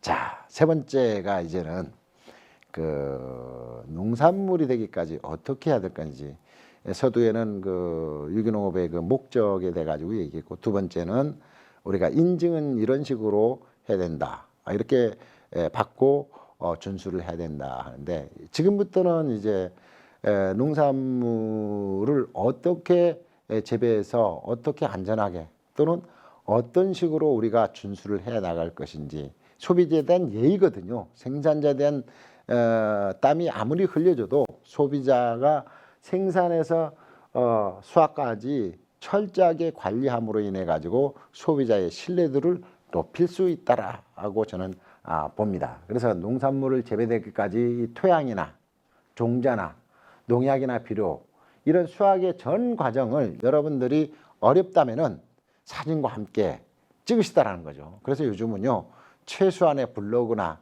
밴드나 페북을 좀 하셔야 됩니다. 어렵더라도. 자기가 하는 일을 자랑이 아니라 공개함으로 인해 가지고 그분들이 거기에는 또 저같이 좀 알고 있는 사람들이 멘트를 달아줄 수도 있는 부분이고, 또 여러분이 잘하고 있다면은 그런 것을 본받아 가지고 후대들이 또 친환경 농사에 전념을 할 수 있다면 이것보다는 더 좋은 일이 어디 있겠습니까? 자, 첫 번째 보면은 농산물의 안전성입니다. 이 안전성이라는 부분이 참 대두가 되는데, 뭐 농약을 안 쓰니까 농약을 쓰면 안 되죠. 농사 짓는 거니까 약은 맞습니다. 자꾸 농약, 저도 농약 친다고 하면 꼭 화학 합성 농약만 얘기하는 것 같아요. 농사에서 쓰는 약입니다. 이게 근데 유기농에서 농약이 아니라 그런 액비 개념으로, 그게 농약을 쳤다는 것이 아니라 액비를 쳤다 이렇게 말로 바꿔야 된다는 거죠. 물론 유기농은 화학 비료도 사용을 금지하고 있지만은 무농약에서는 3분의 1 농업기술센터가 서장이 정하는 권장량의 3분의 1을 쓰시면, 여기도 역시 마찬가지로 전리농약이 있어서는 안 되고 뿌려서는 될 수가 없다라는 말을 하겠습니다. 그 다음에 이제 농산물 안전성 관리에서 보면은 이 유기농업에서 사용하고자 하는 허용 물질이에요. 허용 물질 중에서 보면은 이런 체중 유박이나 대독, 미강, 그다음 골분, 어분, 혈분 이런 것들이 돼 있는데, 왜 제가 이거를 강조하게 되면은 이 비료 성분들을 중간중간에 우리 단체연합회나 센터에서는 점검할 필요가 있다라는 거죠. 이 성분들이 자꾸 들쑥날쑥합니다. 그렇기 때문에 반드시 목록이 공시된 제품을 써야지, 그렇지 않고 이 비료가 좋다, 저 비료가 좋다 해가지고, 저 역시 물론 팔랑귀입니다만은 그런 거에 현혹되지 마시고 정말 토양 개량이나 작물을 생해서 가능한 물질인지 정확하게 파고 목록이 공시된 제품을 써야지, 누가 좋다, 우리 개발위원장이 이번에는 이 유기질 비료가 좋다 해가지고 우르르 쫓아갈 부분은 아니라는 것을 새삼 강조해 드립니다. 이 공시번호 보면은 비료나 이런 데 보면 맨 앞에 딱 표시가 돼 있습니다. 1번은 공시기간 번호예요. 1이 뭐냐? 자재입니다. 그 다음 그 1년 보는데 1번 요 중간 것만 보면 됩니다. 1-1. 1은 토양계량제라는 겁니다. 근데 보통 이 토양계량제에다가 보면은 그 병해충 방지하는 것까지 집어넣어 버린 사람들이 많아요. 그래서 이게 약이라고 팔아먹는 경우가 많아요. 그러니까 1번인 경우에는 바닥에다 주는 것이 연면살포하는 그런 품목이 아닙니다. 두 번에 이게 요게 연면살포하는 거죠. 2번이 돼야 된다는 거예요. 2번. 2번이나 4번이나 5번, 6번이 이렇게 액비로 뿌리는 것이지, 1번과 3번은 뭐냐? 바로 토양에다가 처리하라는 건데, 자꾸 우리 농가들이 요거를 확인하면서도 그저 번호 있구나라고만 지나가고 있다. 이런 부분은 여러분들이 한 번쯤 확인을 하시는데 어디 가서 하느냐? 이것도 마찬가지입니다. 유기농업 정보, 자재 정보 시스템에 들어가면은 딱 나옵니다. 언제 이게 자재가 있는 거. 그래서 저는 이제 보조 사업을 할 때 한 번에 다 주문을 안 합니다. 왜냐? 6개월에 한 번씩 이 탈락하는 유기농업 자재가 쓰지 못합니다. 한꺼번에 내가 귀찮다고 두 번에 받을 걸 업자들은 한 번에 다 받으라고 합니다. 받아본데 보니까 탈락이 됐어요. 그런 사례가 있습니다. 한 7, 8년 전에 토박이라는 그 BT제가 굉장히 좋았었습니다. 그거를 왕창 한 서너 박스 구입했더니 구입하고 난 다음에 7월 달에 덜커닥하게 양배추 쓰려고 하니까 목록고시 취소해가지고 그 당시에 돈 한 300만 원 정도 떡 사 먹어버렸는데 되도록이면 여러분들이 보조 사업으로 또는 50% 지원 사업으로 농약이나 작물 생육하는 그 자재를 사실 때는요 반드시 한 번쯤 들어가서 건강한 회사인지 AS가 반품이 가능한지 그거를 확인하셔야 됩니다. 그렇지 않고 사용할 때는 낭패를 볼 수 있다. 그래서 유기농업 자재 정보 시스템, 유기농업 정보 자재 시스템 보면은 그 자재에 대한 성분과 함께 요 기간 다 나옵니다. 저한테 전화할 게 아니라 여기 들어가서 보면은 유기농업 자재 정보 시스템에 가면 모든 걸 다 시원하게 그 해결해 드립니다. 자, 이런 부분이 그 언제까지 이제 보고를 해야 되냐 하게 되면은 그 매년 그 보고를 해야 됩니다. 매년 이제 매년 1월 20일까지 이런 생산 실적을 말씀을 그 해놓고 한 이야기들을 전부 제출을 해야 됩니다. 그래서 이런 부분들이 지켜지지 않고서는 인증하는 그런 부분들이 굉장히 어렵다라는 부분을 말씀을 드리겠습니다. 이거는 의무적인 사항입니다. 오늘 이제 그 제가 그 두서없이 쭉 얘기를 했습니다만은 친환경 농산물에서 이런 그 안전성이라든가 우리가 준수하고자 하는 그런 부분들이 나 혼자가 아니라 소비자를 위한 그런 부분에 대한 이야기이기 때문에 자기가 했던 그런 거 언제 어디서 어떤 농산물을 가지고 했는지에 대해 가지고 반드시 이야기를 해 주셔야 됩니다. 이번 시간에는 그 직접 현장에서 적용할 수 있는 현장 기술에 대해 가지고 설명을 드리겠습니다.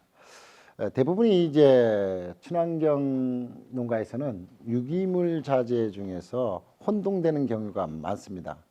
어느 게 비료인지 어느 게 퇴비인지 그런 부분인데 첫 번째 유기질 비료하고 토양 계량지하고는 엄연히 차이가 있다라는 겁니다. 골분이든 어분이든 쌀개는 비료입니다. 살아있는 비료다라는 거죠. 복합 비료하고 똑같다는 거죠.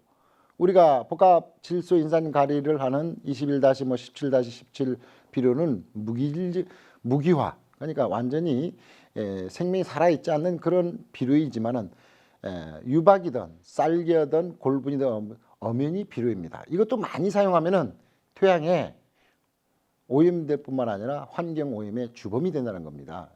어떤 농가들은 그거 쓰니까 괜찮아 그런 부분이 아니다라는 거죠. 이것 엄연히 유기질 비료는 보통 이제 이런 비료는 질소 함량이 좀 4에서 5% 정도 함유하고 있다라는 겁니다. 그래서 유기질 비료 중에서도 이런 것들이 혼합되어 있는 퇴비를 사용하면은 일반적인 복합 비료를 사용하지 않아도 된다는 겁니다.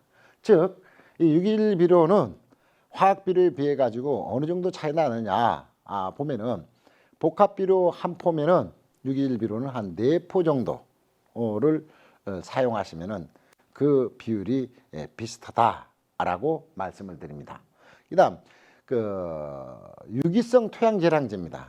이게 자꾸 여러분들이 이제 혼동되는 부분인데 덤분이든 톱밥이든 축분이든 농작물 잔사는 물리성을 계량을 하는 겁니다. 예, 토양의 통기성뿐만 아니라 물리성을 한다는 것은 뭐냐? 이런 유기질 비료가 들어왔을 때 잡아주는 역할을 해준다는 겁니다. 비료의 성분이 아니다라는 겁니다. 내가 소거름을 많이 줬다, 돼지금을 많이 줬다 해가지고 비료를 줄인다. 줄일 수는 있습니다. 줄여주는데 점차 줄여야지 확 줄여가지고 10포 쓸 거를 2포만 썼다. 내가 돈분을 많이 뿌렸으니까 유박을 2포만 뿌리겠다. 그러면은 농사에서 힘들 수가 있다라는 겁니다. 이런 것들은 보면은 질소 함량이 0.5에서 1% 정도밖에는 안 되기 때문에 약 한 3배에서 4배 정도 차는 겁니다.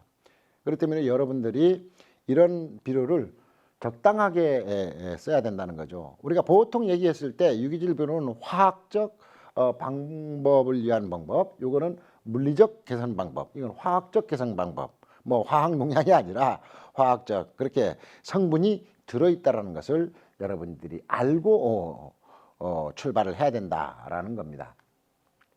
이런 비료들은 토양의 pH에 상관관계가 있다라는 겁니다. 우리가 토양 분석을 기술센터에서 1회를 합니다.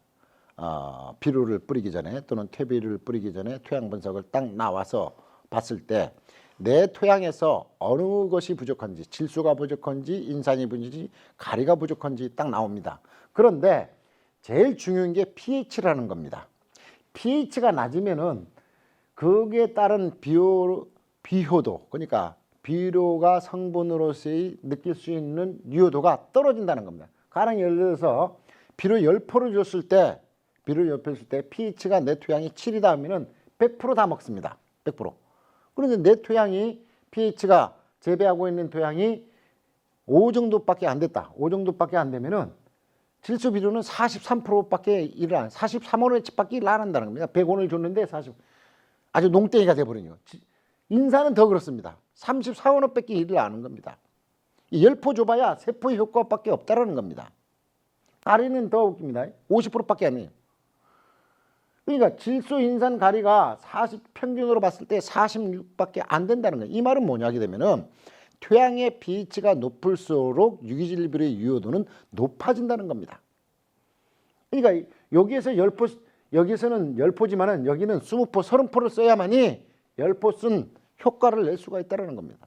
그래서 친환경 농가들은 반드시 pH는 최소한 6에서 6.5 정도 제가 권장을 했던 부분도 그겁니다. 토양 분석을 해서 pH가 낮으면은 액비를 이용한다. 유산균 액비를 이용한다든가 석회고토를, 그러니까 칼슘과 마그네슘을 토양에 뿌려서 pH를 상승하게끔 해줘야만이 비료의 성분에 따라 가지고 비료를 절감할 수 있다는 겁니다. 이 부분은요, 여러분들이 꼭 지켜야 됩니다. 내 토양이 pH가 낮은지 높은지를 아셔야만이 10포 쓸 거를 3포만 써도 된다는 겁니다. pH가 낮으면 그만큼 비료를 많이 쓴다는 겁니다. 유기질 비료를.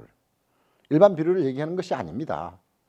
그래서 보통 이런 부분을 잘 체크를 해야만이 토양의 환경도 조절 뿐만 아니라 수량성도 증가되는 현상을 저희들은 수차례 연습하고 검증을 해보니까 나온 겁니다. 이게 뭐 오늘 내일 일이 아니고 모든 유기농업을 하는 학자뿐만 아니라 농가도 pH가 높으면은 내가 뿌리는 비료를 절감할 수 있다는 것은 이젠 상식화되어 있기 때문에 토양 분석을 1년에 그래도 2번 정도는 해야 된다라는 것을 여러분한테 알려드립니다. 그러면 이 질소 비료라는 성분을 한번 보겠습니다. 이 질소는요, 자주 여러 번 주는 겁니다.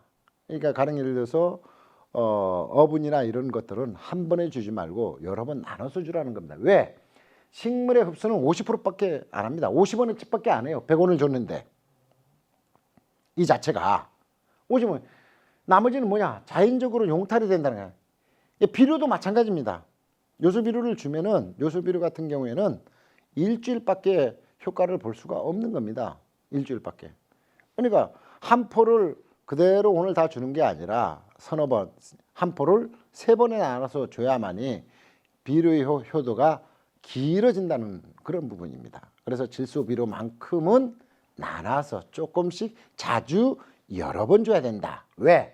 식물은 50%밖에. 왜? 자연적인 현상인 겁니다. 서두에서 말씀을 드렸습니다마는 이 지구상에 존재하는 79%, 약 80%가 질소고 나머지 20%, 한 18% 정도가 산소이기 때문에 질소에 대한 부분이 고정을 하지 않고 전부 빨아들여 버리는 역할을 해주기 때문에 질소 비료는, 즉 요소 비료는 자주 여러 번 줘야 된다라는 얘기를 말씀을 드리겠습니다. 그다음 인산입니다. 뭐 용성인비, 용가린 이런 것들은 무농약에는 쓸 수 있지만은 유기에는 못 삽니다. 유기에서 쓸 수 있는 것들이 인광석이죠, 인광석. 그러니까 용가린과 과린산 석회하고 용성인비를 이거는 어떻게 하냐면 인광석을 불로 녹여버리는 겁니다. 불을 녹여서 용융시켰다 해가지고 용가린, 용성인비 하는 겁니다. 불에 그을렸다. 불에 의해 가지고 만들었다 용성인비인데 인삼은 그렇게 불용화가 된다는 거죠. 제주도 토양 같은 경우에는 화산의 토이기 때문에 여러분들이 복합 비료를 쓰면은 인산이 불용화돼 가지고 토양에 전전된다고 좀 전 시간에 말씀을 드렸습니다. 그래서 특히 이제 인산 비료 같은 경우에는 효과가 식물에 흡수하는 것이 10%밖에 안 됩니다. 아주 농땡입니다. 아주 간사한 놈이에요. 다 불용화되어 있다는 거예요. 토양에 가만히 있는 겁니다. 그러면은 이 토양에 가만히 있는 것을 어떻게 하면은 활성화시키냐? 바로 고초균이라는 겁니다. 뭐 첨보 이런 고초균, 인산가용화균을 집어넣어 줘야만이 토양에 집적하는 것을 막아줄 수 있어요. 그래서 일본에서는요 CPK 농법, 니하진 농법이라고 해야죠. 용성인비를 쌀기하고 황산가리 또는 염화가리하고 혼용해가지고 반류시켜가지고 비료를 줍니다. 그대로 주지 않고요. 비료를 반류시킨다? 여러분들은 깜짝 놀랄 거죠. 여러분들도 한번요 비료를 반류시켜서 줘보십시오. 10포 줄 걸 5포만 줘도 됩니다. 그 비법은 뭐냐? 쌀개라는 놈입니다. 쌀개에다가 용성인비하고 염화가리를 섞어가지고 반류시켜라 이 말입니다. 액비를 넣고 반류를 시켜라. 설탕과 함께 반류를 시켜가지고 떨어뜨리면은 인산이 가용화할 수 있다. 그때 이제 미생물로는 첨보 같은 그런 미생물 제제가 있습니다. 인산 가용화균 또는 공생균 이런 균들이 다양 함유되어 있는 것들로 미생물로 의해 가지고 반류를 시키면은 인산 비료의 유효성은 높아진다. 그래서 인산은 뿌려도 토양에 집적하는 것이 더 많다라고 보시면 됩니다. 세 번째로는 이제 칼리입니다. 칼륨이죠. K, 염화가리, 뭐 황산가리, K, 칼륨이죠. 칼륨. 얘는 어떤 역할을 해주냐 하게 되면은 100원을 주는데 식물이 40%밖에는 흡수를 안 합니다. 참 이것도 우리 농가 입장에서 보면은 상당히 좀 부합리적인 비료라고 보시면 됩니다. 그래서 60원은 전부 용탈이 되거나 거의 용탈됩니다. 토양에 직접 되기 때문에 이 칼리도 마찬가지로 유박에도 들어있고 쌀개도 들어있고 어분에도 들어있고 특히 복합비료에도 많이 들어있습니다. 그렇기 때문에 이 칼리가 집적을 되게 되면은 인산도 마찬가지지만 절간, 작물의 간격이 짧아집니다. 짧은 뿐만 아니라 땅이 하얀색으로 해가지고 염류화되는 그런 현상이 벌어져 버리는 그런 현상이 염기 포화도가 높아져 가지고 땅이 박하다라는 말이죠. 특히 이제 요 말이 뭐냐게 되면은 여러분들 그런 말 들어보셨습니까? 닭똥. 닭똥에는 칼륨 성분이 굉장히 많습니다. 그래서 닭똥은 5년에 한 번만 나라. 최하 3년에 정도에서 나야지 이 닭똥의 개분 비료를 많이 쓰다 보면은 밭이 식는다라고 합니다. 제주도 말로 식어버렸죠. 네 땅 식어버렸죠. 아니 나는 열심히 땅을 만들려고 그런 개분 퇴비를 옆에 양계장이 있으니까 공짜로 준다고 해가지고 토양에 뿌렸더니 농사가 안 돼버리는 용탈 그러니까 염기 포화도가 높아져 가지고 작물이 절간이 짧고 자라긴 자라는데 잘 크지 않고 제주도 말로 땅딸보가 돼버리는 겁니다. 그래가지고 농사를 실패하는 사람들이 많이 있습니다. 저한테도 문의가 많이 들어옵니다. 개분은 얼마나? 개분은 조금 주는 거 있다. 또 연도를 인터벌을 주고 이렇게 비료를 채양해야지 그대로 무조건적으로 공짜로 주니까 내 밭에 막 몇 차씩 놓겠다 이런 생각은 아예 꿈에도 생각하지 말아라. 관리 비료는 토양에 직접되는 부분이 60% 이상이기 때문에 그렇다라고 보시면 됩니다. 유박은 어떠냐? 유박. 이것도 비료라고 했지만 그래도 유박은 좀 품위가 있습니다. 봐보십시오. 이게 무기화 질소가 되면서 토양에는 27%밖에 그래도 적게 돼 있죠. 요소 비료나 아까 관리 비료 같은 경우는 50% 이상 됩니다. 관리는 60, 요소는 50, 용성인비는 거의 80% 이상 토양에 잔존하고 있지만 유박은 토양에 잔존하는 게 27%밖에 안 돼요. 그러니까 확실히 환경의 부담적 요소는 적게 발현이 된다는 겁니다. 그렇기 때문에 여러분들이 이러한 유박을 권장하는 이유가 바로 이런 데 있습니다. 이게 75% 정도, 70에서 한 75%, 한 73% 정도는 질소로 변환시켜주는 그런 능력이 있기 때문에 우리가 친환경 농가에서 유박을 많이 쓰고 있는데 저는 조금 아이러니하게도 별로 탐탁치 않게 생각합니다. 왜? 유박이 거의 95%가 수입산입니다. 출처가 불명확하다는 거죠. 그대로 써서는 안 됩니다, 여러분들. 체중 유박이든 아주까리 박이든 피마자 박이든 이게 우리나라의 작물이 아니거든요. 식물체가 아닙니다. 잔사가 아니기 때문에 이런 부분은 여러분들이 한 번쯤 고민해야 돼요. 그럼 어떻게 해야 되겠느냐? 쓰고 싶은데 반려를 시켜라 이 말입니다. 원래요, 유박은 기름에 찌꺼기가 남는 겁니다. 찌꺼기가 남기 때문에 이거를 기름기가 있기 때문에 그대로 주면 부패가 먼저 진행합니다. 그러니까 반드시 반려를 시켜라는 겁니다. 반려시킬 때 미생물입니다. 미생물을 집어넣고 한번 반려해가지고 주면은 그 기름에 있는 부분이 다 잘라져 나가기 때문에 이온화되기 때문에 딱 잘라서 조직화되는 것을 잘라주기 때문에 쉽게 토양하고 친화력이 생기지만은 여러분들 어떤 분들이 있어요. 기름집에서 깻묵을 했더니 농사가 잘 되지 않더라. 그렇죠. 당해년도는 쌀겨도 마찬가지입니다. 쌀겨가 어떤 건지 아십니까? 쌀겨를 그대로 뿌리면요, 제초 효과도 나고 질소도 경합이 일어나 가지고 작물이 제대로 자라질 않습니다. 왜? 쌀기에 기름기 때문에 그렇습니다. 그래서 미강하고 여러분들 막 혼동하는데 미강은 뭔지 아십니까? 쌀기에서 짜낸 찌꺼기입니다. 기름을 짜버린 걸 미강입니다. 미강. 미강은 바로 뿌리면은 분해가 잘 되지만 쌀겨 역시 마찬가지로 유박처럼 밖에 기름이 층이 형성이 되어 있기 때문에 쌀겨나 유박은 어떻게 하라? 반드시 반려를 시켜야 된다. 그래야만이 부패가 되지 않고 정균합성 토양을 만드는 데 일조를 한다. 그렇죠? 그래서 여러분들한테 이 유박을 쓸 때 그대로 쓰지 마시고요.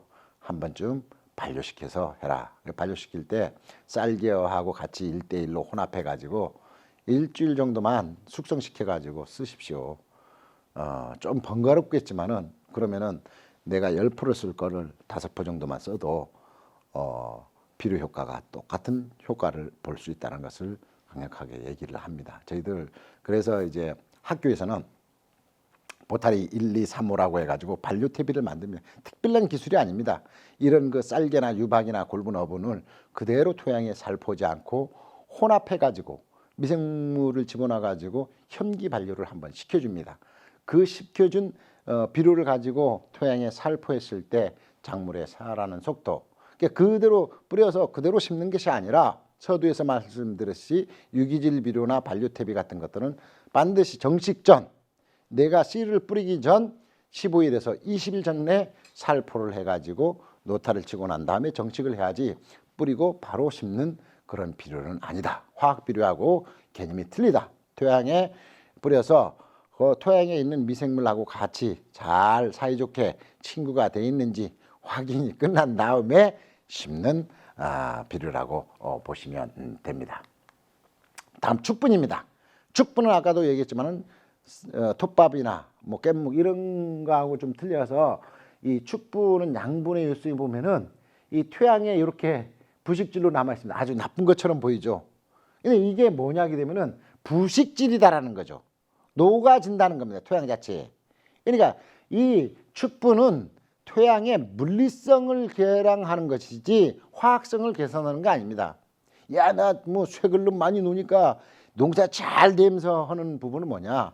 아까도 마찬가지로 축분을 많이 놓으면은 유박이 머물 수 있는, 골분이 머물 수 있는, 어분이 머물 수 있는 또는 복합비료가 머물 수 있는 공간을 확보를 많이 해준다는 겁니다. 그렇기 때문에 착각하는 거예요, 농가들이. 뭐 축분을 많이 놨으니까 농사 기가 막히게 되더라, 그런 부분이 아니라 토양의 물리성을 개선이 됐기 때문에 훨씬 효과가 좋은 것이다. 물론 축분을 많이 쓰면은 비료도 점차 내려집니다. 사용하는 것이 줄어들 수 있지만은 토양에 부식질로 남아 있는 것이다. 물질로 남아 있는 게 아니라 유기물 그 자체로 남아 있다라는 것을 여러분들 알고 계시면 됩니다. 이 다음엔요, 친환경 인증 농가들이 고정관념을 좀 바꿔야 됩니다. 나는 유기질 비료도 쓰고 미생물도 쓰고 효소제도 쓰고 그러니까 나 밑강은 최고, 나 채소는 최고라고, 그런 게 아닙니다. 서두에서 말씀을 드렸습니다마는 pH 토양 분석을 잘해야 된다. 토양 분석을 잘해서 내 토양이 pH가 높은지 낮은지 또는 질소가 많은지 인산이 많은지 적정하는 것, 적지적소 적정하게 하는 것, 정량적 방법. 아까 요소비료도 그렇다고 했지 않습니까? 요소비료의 효과는 일주일밖에 안 가기 때문에 자주 여러분 줘라. 이 농부의 신은 뭐냐? 간세하지 말아야 된다는 거죠. 근면성실해야 되는 거예요. 한 번에 줄 거를 서너 번에서 나눠서 주고 거기에 맞는 비료를 선택해 가지고 주는 게 돈 버는 얘기지.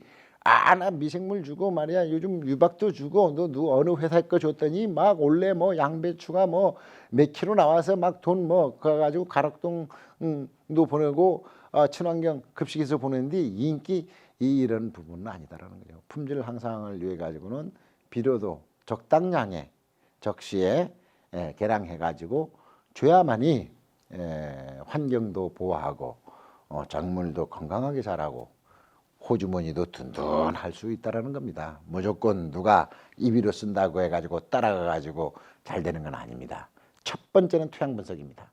토양 분석을 잘하고 그 다음에는 여러분들이 적지적소에 이 작물에는 무엇이 빠른지. 가령 예를 들어서 얼갈이를 재배했는데 유박을 이빨 많이 났다? 그럼 바보입니다. 유박은요, 좀 이따 설명을 하겠는데 무기화되는 게 봄과 가을이 틀려요. 이런 것들은 액비로 만들어줬을 때가 훨씬 효과가 좋지. 얼갈이 같은 경우에는 30일에서 길면 40일이면 다 수확이 끝나는데 유박이 먹기도 전에 수확을 해야 된다는 거죠. 이게 작물의 특성에 따라 가지고 비료도 사용하는 그런 지혜가 필요하다라는 것을 말씀을 드립니다. 자, 이거 지금 아까 서두에서 만드는 무기화되는 것. 그러니까 무기화된다는 것은 비료처럼 되는 게 언제 시점이냐? 봄에 3월 7일 날 뿌렸는데 5월 30일 거의 3개월쯤 돼야 먹기 시작하더라 이 말입니다. 먹기 시작하더라는 겁니다. 쭉쭉 떨어지는 겁니다. 그 전까지는 가만히 있다가 한 달 동안도, 한 달 반 동안도 줘봐야 날씨가 추우니까 먹질 못한다는 겁니다. 유박을 먹는 게 아니에요. 유박에 있는 성분을 먹는 것이지. 그러니까 봄비료는 좀 더 빠르게 진행을 해야 된다는 거죠. 가령 이런 걸 가지고 뿌렸는데 얼갈이를 하우스에 했다. 그럼 뭐 거의 90일 이상 걸려버리더라. 90일 이상. 이 차이점입니다. 여러분들이 이 비료를 하면서 봄과 가을을 정확하게 알아야 돼요. 봄 비료는 좀 더 빠르게 진행을 해줘야 먹는 것이다. 이게 온도가 올라가 줘야만이 먹는 거기 때문에 골분이든 어분이든 유박을 저희들 수차례 실험을 해봤습니다. 거의 90일 정도 돼야만이 무기화가 돼가지고 작물이 먹을 수 있는 그런 현상이 보이더라. 근데 가을철에는 좀 틀리더라고요. 가을철 온도가 좀 높았는데 저희들이 이제 8월 25일 날 뿌려봤습니다. 매해마다 뭐 한 3년 연속해가지고 이거 저희들 작업을 기술원하고 공동으로 해봤는데 30일 되니까 먹기 시작했어요. 뚝 떨어지는 걸 볼 수 있죠. 그래프가 뚝 떨어집니다. 예, 뚝 떨어지. 그러니까 보통 유기질 비료는 20일 정도만 되면은 벌써 뚝 떨어진다. 무기화가 돼가지고 작물이 먹을 수. 그래서 제가 유기질 비료는 어떻게 해라? 20일 전에 뿌려라. 그래야 딱 심었을 때 작물들이 바로 비료처럼 빨아먹을 수 있다라는 얘기입니다. 뭐 달리 내가 여러분들한테 뭐 20일 전에 해라, 최소한 15일 전에 비료를 유기질 비료, 골분이든 어분이든 유박, 발효태비를 뿌리라 하는 이유가 바로 이런데 데이터가 나왔기 때문에 그럽니다. 뭐 저 혼자 하는 게 아니고 진흥청, 제주도 농업기술원, 특히 우리 김유경 박사님하고 계속 이런 그 유기질 비료의 시용 실험을 계속했던 그런 부분들입니다. 그런 부분들이 봤는데 30일 돼야만이 골분, 어분, 유박, 쌀개 이런 것들이 발현을 해서 작물이 먹을 수 있는 무기화가 되더라라는 얘기를 말씀을 드립니다. 그래서 이 친환경 유기농업의 이 적정 양분이라는 게 있어요. 자꾸 제가 적게 줘라, 자주 줘라 그런 얘기들을 하고 있는데 이 시비한다, 추비한다 이런 것들은 그 농부의 노하우입니다. 노하우, 재배 기술들이에요. 누구 흉내 내는 게 아니라 자기의 땅에서 재배하는 작물은 자기가 최고로 잘 알아야 되고 땅도 자기 스스로 잘 알아야 된다는 거죠. 이런 것들이 노하우입니다. 누가 그렇게 했다 해가지고 흉내 내는 게 아니라 자기 땅을 어떻게 한다. 그래서 저는 농업은 예술이라고 봅니다. 하나의 하얀 도화지에 그 밭에 노타리 탁 치면 정말 하얀 도화지 같습니다. 거기에다가 오늘 내가 무엇을 심을 것인지, 양배추를 심을 건지, 브로콜리, 콜라비를 심을 것인지, 마늘 심을 것인지 그 그림을 그려가는 거예요. 그래서 친환경 농업은 예술입니다. 자연과 함께. 그렇기 때문에 농부들이 하는 그런 일 자체가 정말 철학이고 역사고 가치이기 때문에 여러분들은 자신감을 가지셔야 됩니다. 농부로서의 자신. 늘 뭐 힘들고 괴로운 건 누구나 똑같다고 저는 봅니다. 우리는 몸은 괴롭지만은 정신은 정말 막지 않습니까? 정말 믿음직스럽고 풍복의 베품을 알 줄 알고 나눔을 알고 슬픔도 아는 것. 그래서 그러한 것들은 농부만이 할 수 있는 저는 특권이라고 생각합니다.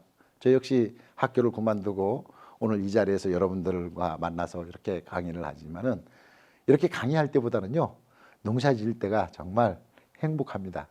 그래서 우리가 이제 비료를 주더라도 고맙게, 특히 이제 요즘 감귤 수확철이 다 되고 이제 수확을 한참 중인 밭도 있는데 늘 수확하기 전에 고맙다고 감사 비료도 줄 아는 농부, 그런 농부가 돼야 됩니다. 예.